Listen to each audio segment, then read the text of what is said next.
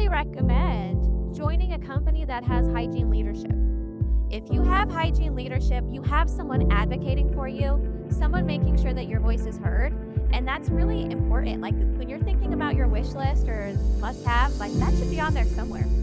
Then I would also like if I work as a hygienist and I have an OPA working alongside me, I'm responsible for what's happening in that other room. So I would definitely want to make sure that I am on a compensation model where I am compensated for what's happening in both rooms. I'm thinking of this like this could potentially be a glow up for the hygienist rather than shrinking the profession. This could be something where hygienists are seen as more of a provider in the dental practice.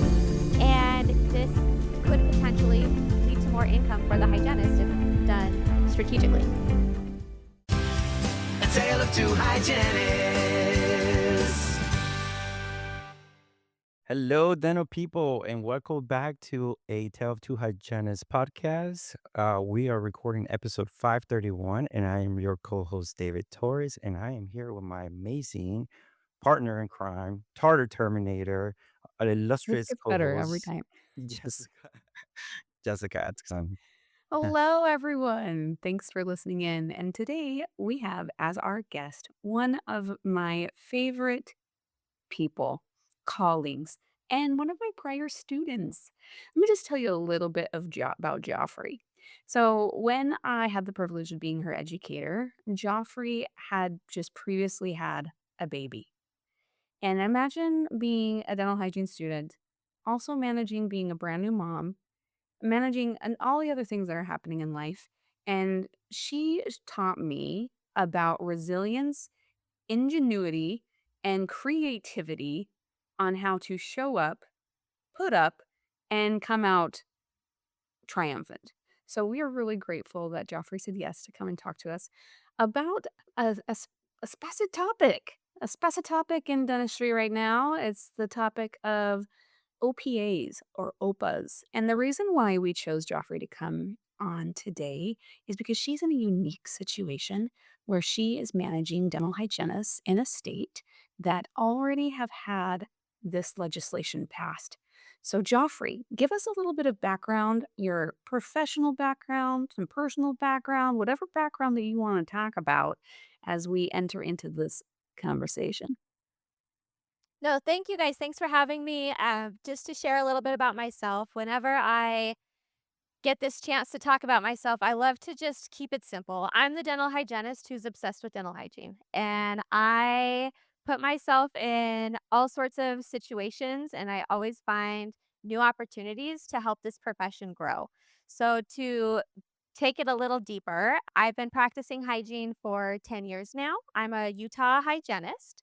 I am serving as the vice president for the Utah Dental Hygienists Association. I am also serving as secretary for the American Academy of Dental Hygiene. In addition to that, this is my second year as the director of dental hygiene for Signature Dental Partners, which is a DSO located on the west side of the country.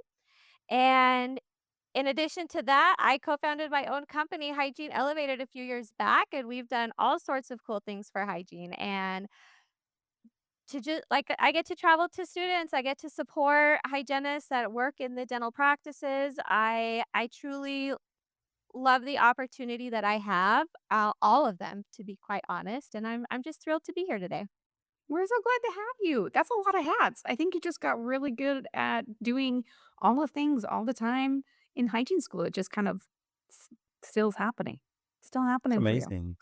Yeah, it's amazing. You were like, in addition to that, I'm also doing this. In addition to, I'm like, oh my goodness, my hero. Look at her. She has like five hats in one body. So, Jeffrey, for those of us who don't know, what are OPAs? What does that stand for? How did it come about? That is a great question. And I'll give you my opinion on it. And then I want to be, just super transparent that anything I say in this episode is truly just my opinion only. It doesn't represent any group or company that I'm affiliated with. Today you've got just the organic Joffrey, and that's what we're She's gonna do just today. wearing the Joffrey hat today. That's right. So what is an OPA? It's an oral preventative assistant. And what is that? That's a dental assistant who now has scalar abilities.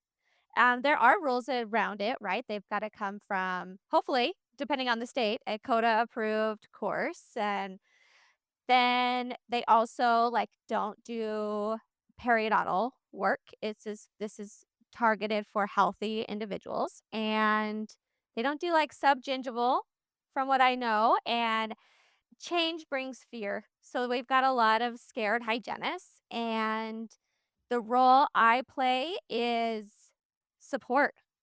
Hey, this doesn't have to be scary. Let me let me find a way where it's not. And so I'm skipping ahead, but that's the OPA.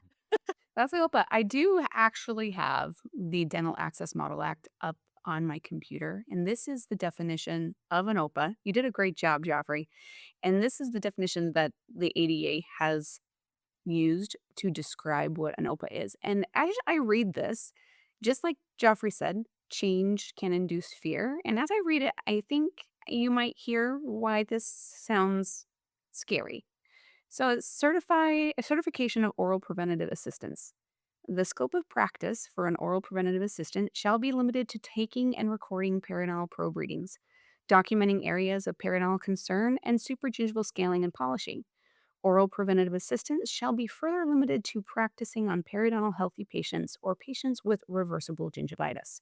For the first 5 years after certification of the OPA position in the state, oral preventative assistance shall be limited to practicing in federally designated health provider shortage areas, HPSAs, or in counties with a population of less than 100,000. So that's just that one paragraph of many. But as I read that, did anybody have any red Mhm. flags go up going, "Oh, that sounds scary"? Yeah, absolutely. I Yeah. can hear a listener like thinking about like, oh my God, they're after my job or something like that.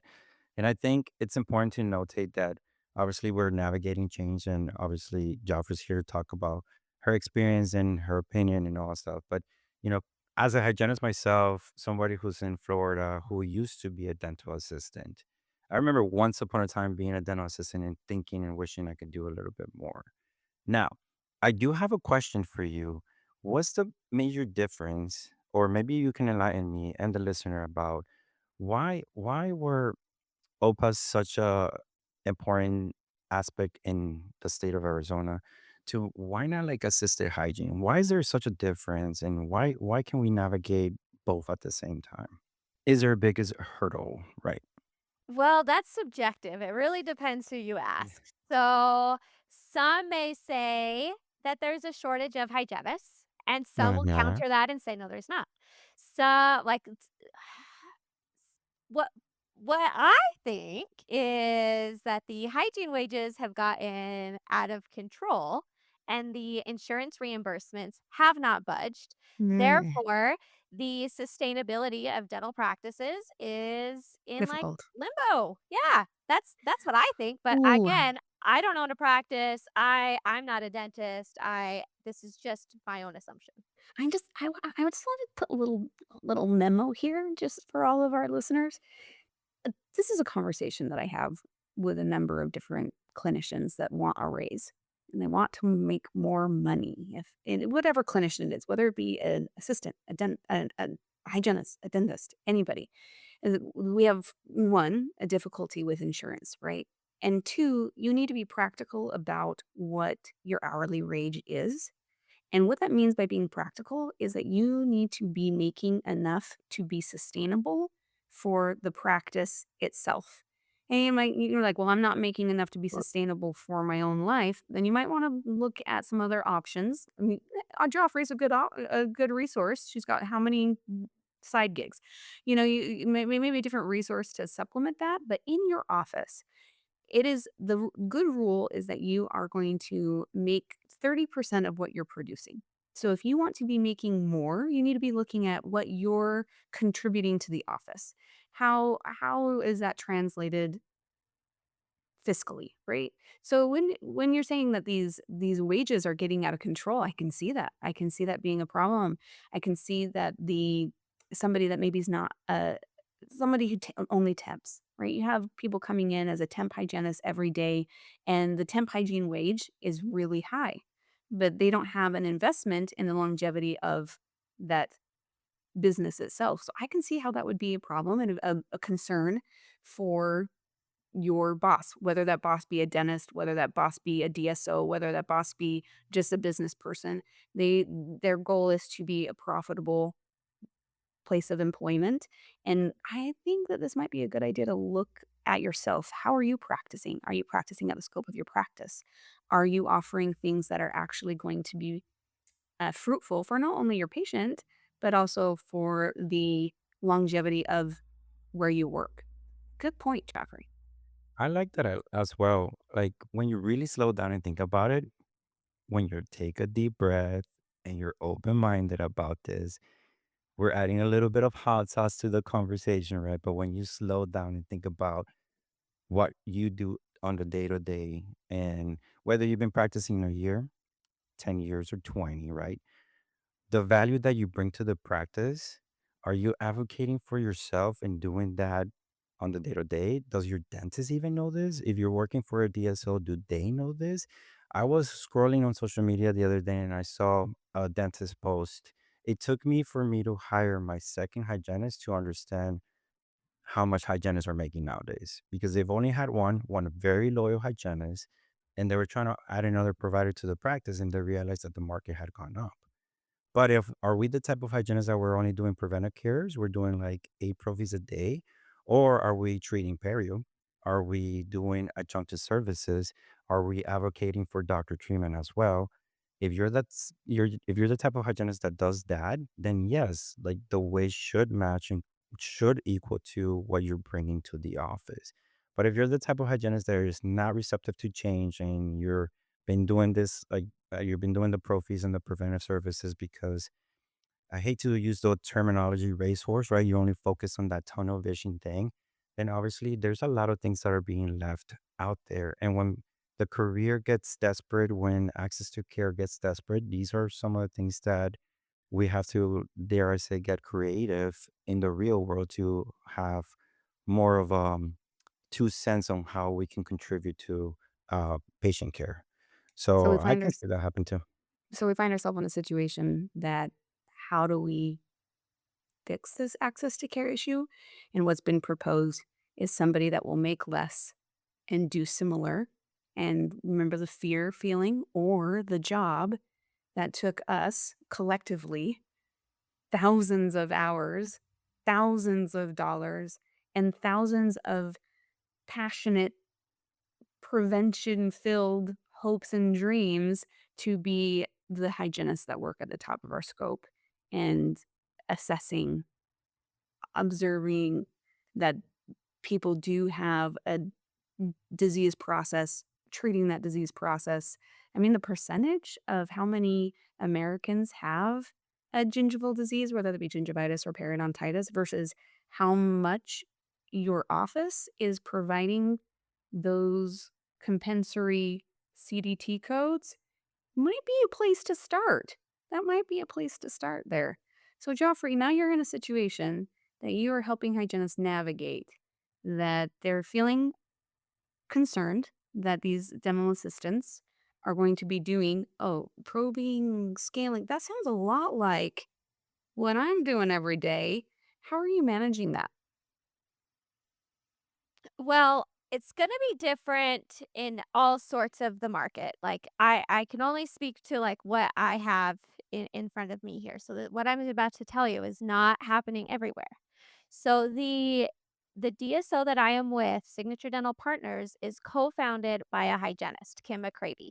Having that hygiene support at such a high level is amazing. I mean, Yeah. this is a very hygiene forward company that I am with. And so when this OPA conversation came out last year in Arizona, we immediately put out a video to all of our hygienists letting them know that they would not be replaced. Like, we are not going to replace hygienists with the OPAs.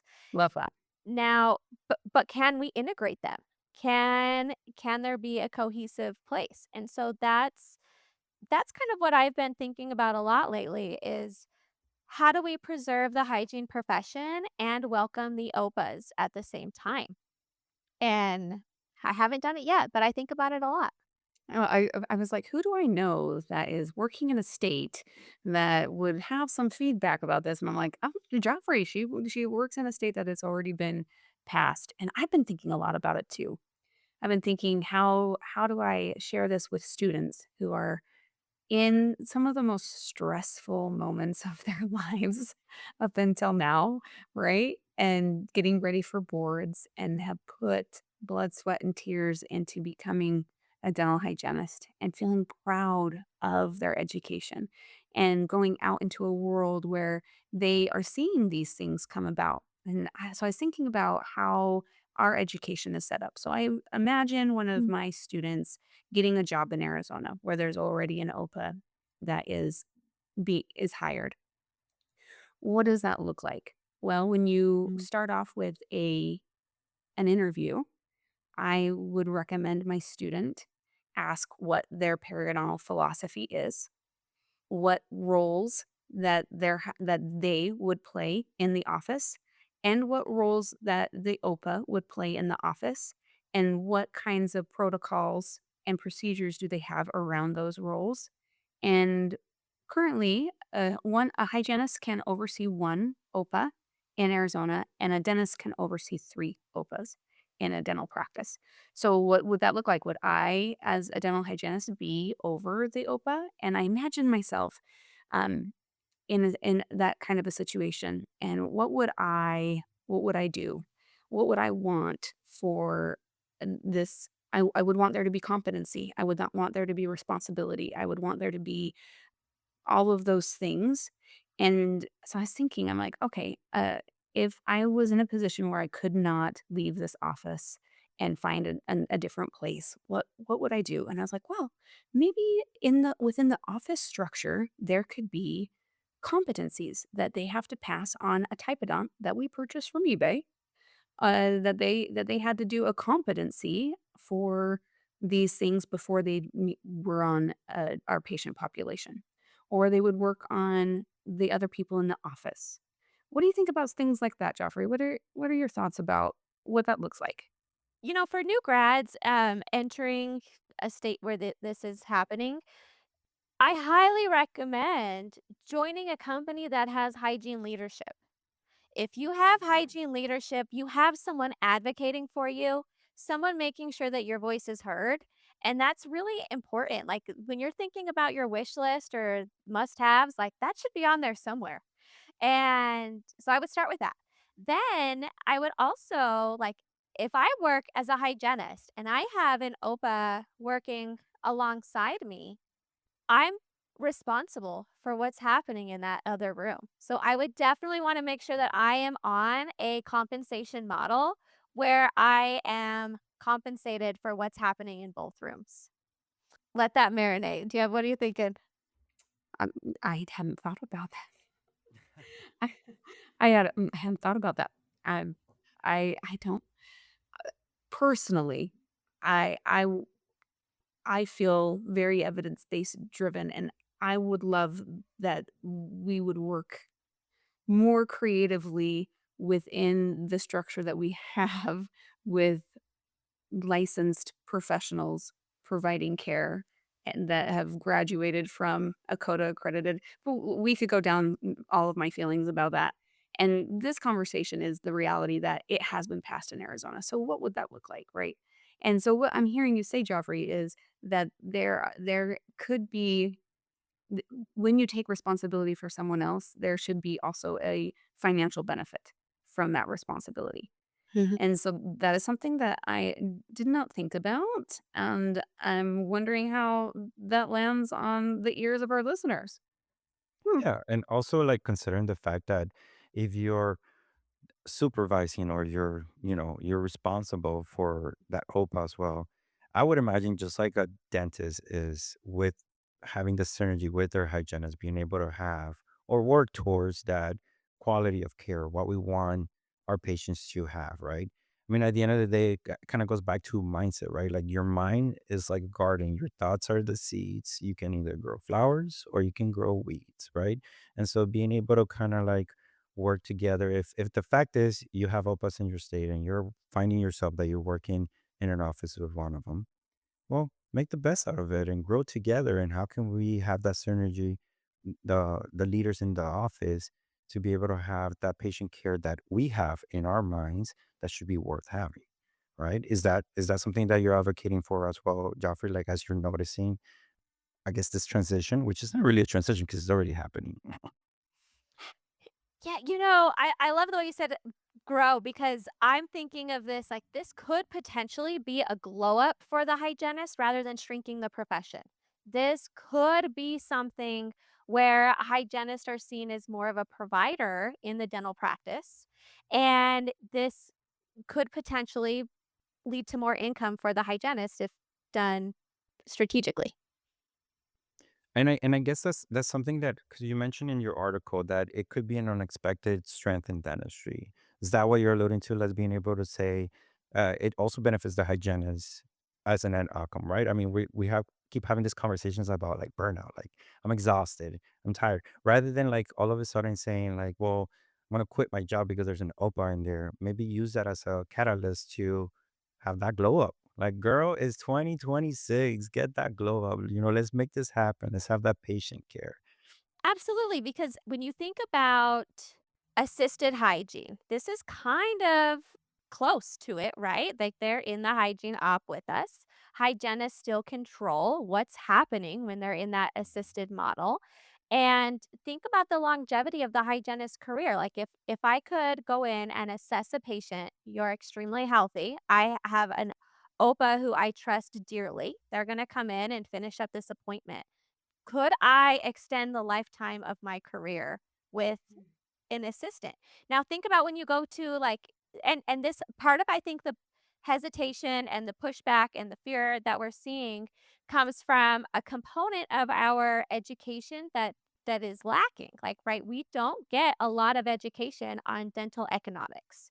And because of that, we don't see some opportunities that might be available to us, right? And so when you go get your hair done, oftentimes, like David, I don't know the last time you got highlights, but some of our hairstylists have an assistant handing them the foils and doing a lot of the work for them. Now, the hairstylists are actually very business savvy. They understand a little bit more of the business economics than dental hygienists might, right? Not saying that hygienists couldn't have that, but sometimes in a lot of the education base of the hygiene programs, they don't spend a lot of time on that subject matter is what I want to say.